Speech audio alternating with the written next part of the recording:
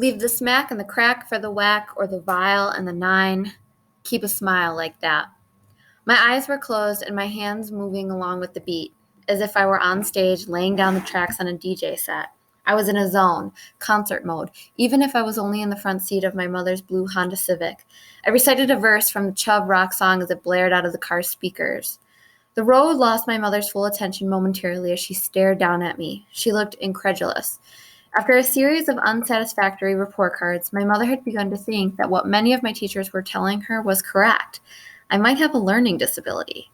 My teachers broke it down for her more than once. Wes is a nice boy, but he has real problems retaining information. She remembered this as she listened to me reciting lyrics like I'd written them myself. Anyway, the shunless one brings forth the fun, no hatred, the summer's almost done. How long have you known that song? I don't know, not long, I mumbled out, lazily opening my eyes, but never picking up my head to look at my mother. I first heard the song 2 days earlier. Well, your grades obviously aren't bad because you can't pick this stuff up or because you are stupid. You are just not working hard enough, my mother said, her voice rising into the epiphany. My academic failures had forced her to go through the stages of grief: denial, anger, bargaining, depression, and acceptance. She'd been stuck in depression for a long time and hadn't quite made it to acceptance, no matter how much I'd hoped she'd get there. It seemed like there was a faulty wiring in the system, because now she was reverting to anger.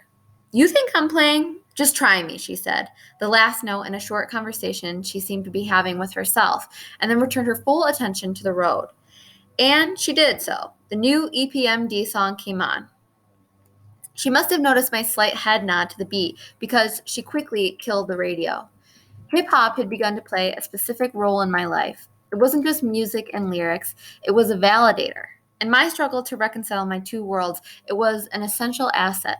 By the late 1980s, hip-hop had graduated from being the underground art of the Bronx to a rising global culture. My obsession with hip-hop kept me credible with the kids in my neighborhood. It let them know that, regardless of my school affiliation, I still understood. Hip-hop also gave the kids in my school a point of entry into my life. Public Enemy's Black Nationals anthems or KRS-One's pulpy fantasies about gunning down crack dealers offered a new window into a world that before hip-hop had seemed foreign to those who even dared look through. But even more than that, I found in hip-hop the sound of my generation talking to itself, working through the fears and anxieties and inchoate dreams of wealth or power or revolution or success we all shared. It broadcast an exaggerated version of our complicated interior lives to the world, made us feel less alone in the madness of the era, less marginal. Of course, all that didn't matter to my mother. All she knew was that I could effortlessly recite hip-hop lyrics while struggling with my English class. What she didn't know was that my problem in school was much more basic than a learning disability. The problem was that I wasn't even showing up half the time. It's tough to do well in school as an 11-year-old when you're picking and choosing which days to go. It was weeks before I had my schedule down pat.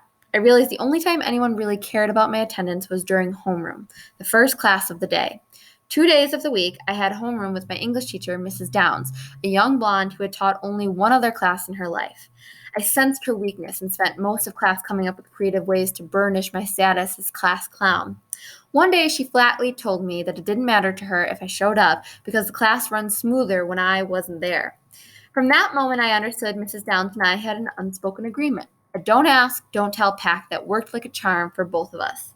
Here's how a typical day would go. My grandmother would drop Shani and me off at school or at the train stop, and we would wave goodbye, book bags in hands and smiles on faces. We would turn around and begin marching toward the school building or train stop until my grandmother's car pulled away.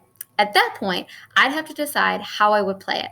Some days I would check into homeroom. Other days I'd head directly back to the train and return to the neighborhood, where I'd meet up with one of the guys who had a similar arrangement. My sister, always the loyal accomplice, never snitched. With our mother working so much and our grandparents obviously slowing in energy, my sisters and I were supposed to look after one another. Nikki was older, so she was always the one looking after me, and it was my responsibility to look after Shani. But Nikki's hands were full with her own turbulent high school experience, which was about to come to a close. The move to the Bronx had been hard on her. Nikki never fully adjusted to the new social and academic environment. She attended 3 different high schools in 4 years. Shani, by contrast, was a prodigy. She did not go outside much except to play basketball with me and my friends, and she seemed to have a good book with her wherever she went.